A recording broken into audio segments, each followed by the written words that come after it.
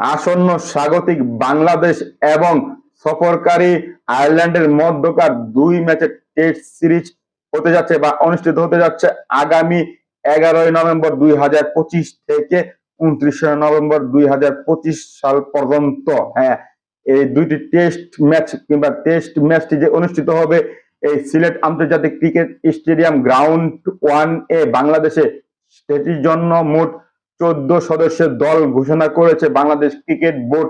Press রিলিজের মাধ্যমে করেছে হচ্ছে প্রধান নির্বাচক গাজী আশরাফ হোসেন লিপু এবং তার সহযোগী নির্বাচক তিনি হচ্ছেন হাসিবুল হোসেন শান্ত। তারা দুইজন এই নির্বাচনটি করেছেন বা বাছাই করেছেন। হ্যাঁ, আমরা জানি মোট 14 সদস্যের দল ঘোষণা করেছে বাংলাদেশ ক্রিকেট বোর্ড।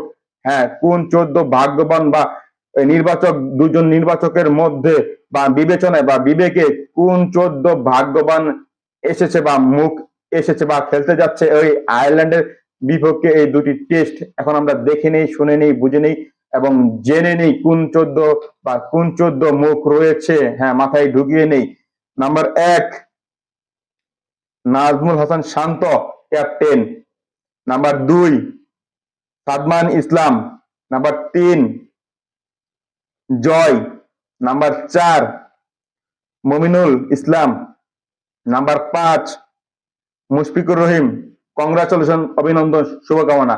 তিনি তার 100তম টেস্ট ম্যাচ পূরণ করতে যাচ্ছেন। হ্যাঁ, দ্বিতীয় টেস্ট বা প্রথম এবং দ্বিতীয় টেস্ট টানা খেলে কংগ্রাচুলেশন, অভিনন্দন আগামী ম্যাচ দুটির জন্য। এবং 100তম টেস্ট পূরণ করার জন্য বা পূরণের দ্বার প্রান্তে রয়েছেন, তার জন্য ধন্যবাদ। এতদিন বা এত বছর সার্ভিস বা এতগুলো ম্যাচ সার্ভিস দেওয়ার জন্য, বিশেষ করে টেস্ট ক্রিকেটে। হ্যাঁ, তারপরে নাম্বার 6 লিটন কুমার দাস, টি-20 ক্যাপ্টেন, টেস্টেও রয়েছেন।